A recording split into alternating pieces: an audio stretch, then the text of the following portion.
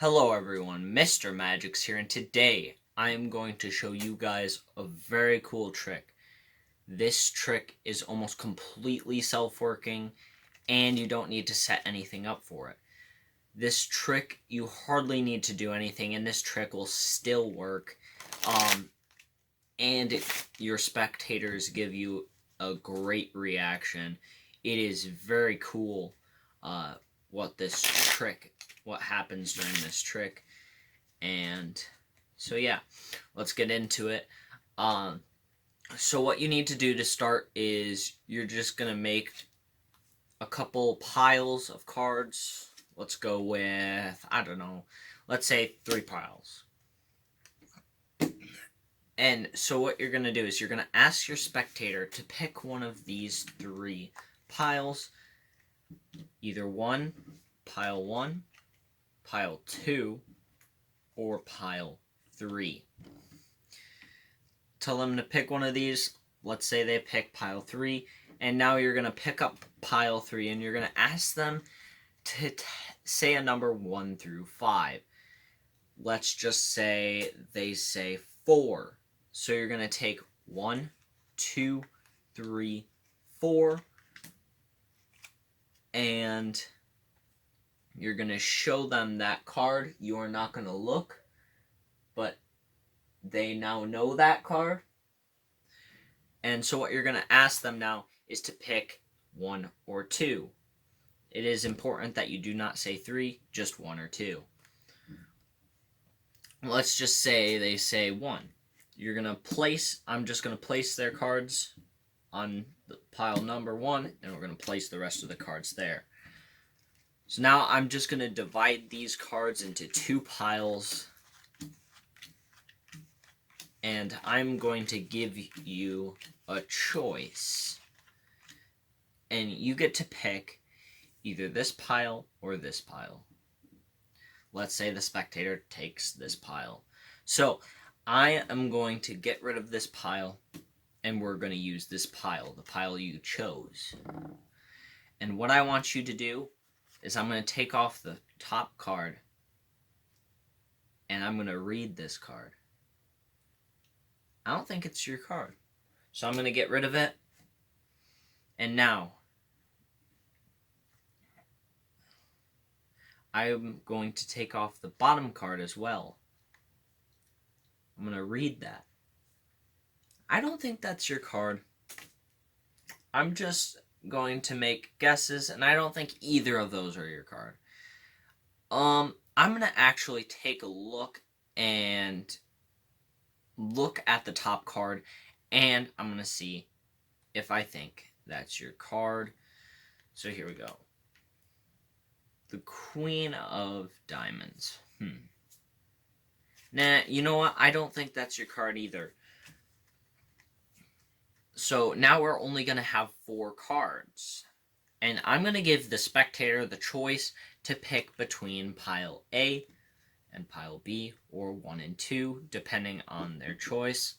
Let's say they pick 2, so we're going to get rid of that, and we're going to keep pile 1, and there's only 2 cards left. I'm going to have the spectator pick which card they want. Let's say they pick this card. Well, guess what? We're going to get rid of that card, and the one card that's left over is none other than their card, the Queen of Diamonds. Alright, so if you want to see a tutorial to learn how to do this trick, this really cool trick, stick around and I will show you a tutorial for how to do this trick. Hello everyone, welcome back. This is the tutorial for you to learn how to do this trick that you just saw earlier.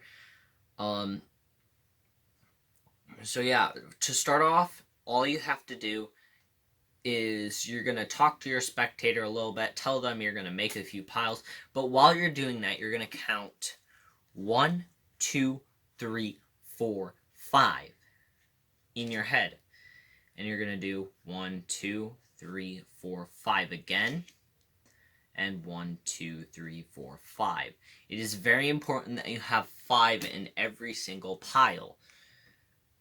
You're not going to need the rest of the cards for this trick, but you're going to tell your spectator to pick pile 1, pile 2, or pile 3. And this is completely free. You do not need to force anything on them, but they have a free choice, and let's say they pick pile 2 this time. From pile 2, you're going to ask if they want to pick a number 1 through 5. And their choice will tell you whether you want to pick, if they say 1, you're going to obviously pick the first card. If they say 2, you're going to pick the second, third, fourth, fifth, etc. So let's say they say 2. So you're going to take off 1, 2. You're not going to show this first card, but you're going to show the bottom card you're going to show the second card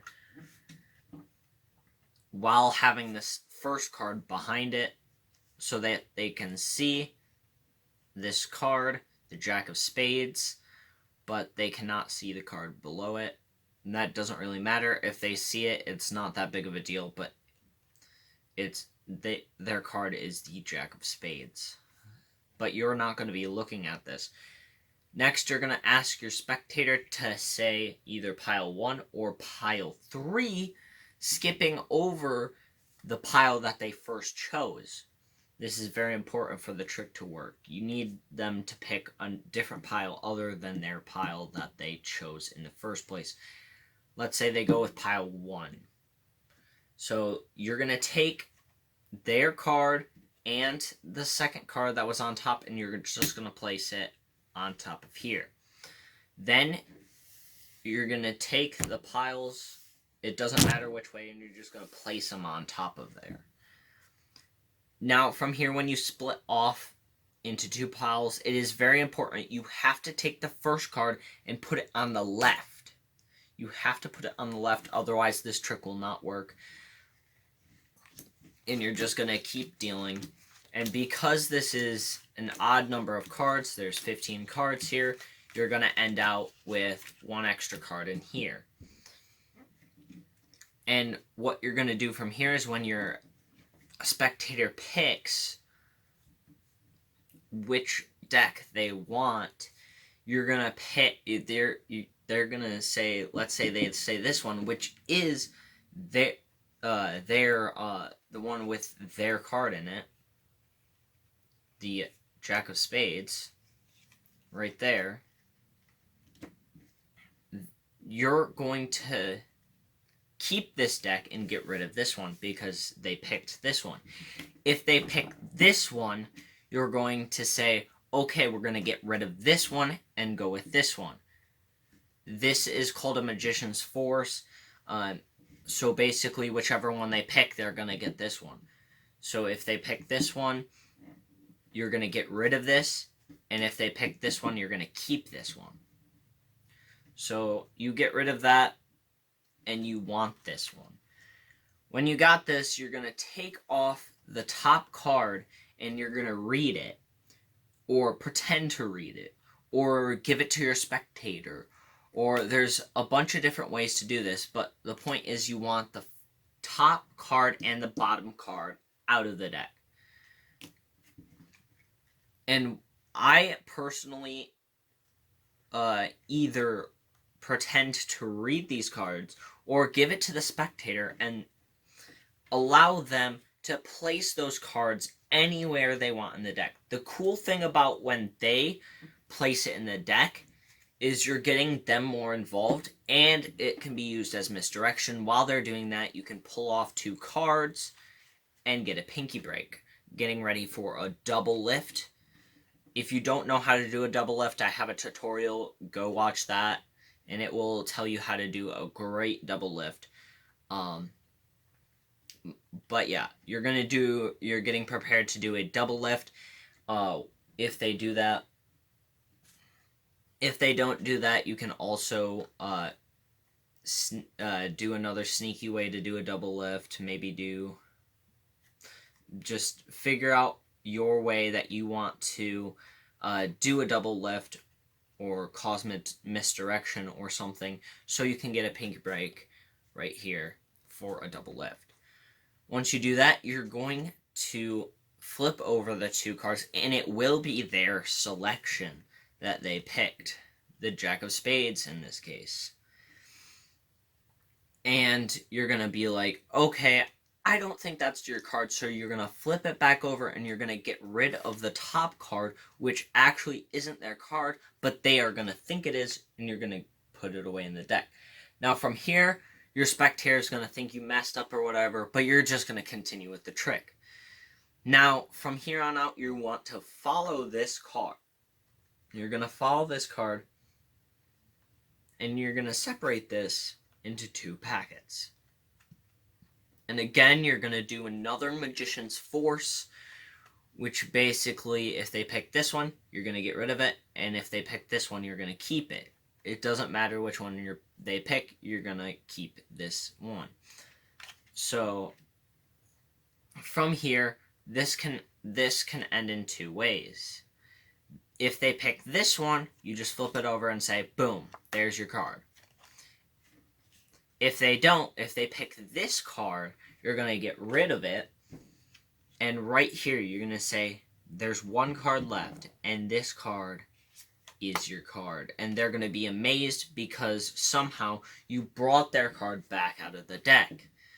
Except that's not actually what happened. You just did a double lift and were able to take their card and keep it in the deck in the first place.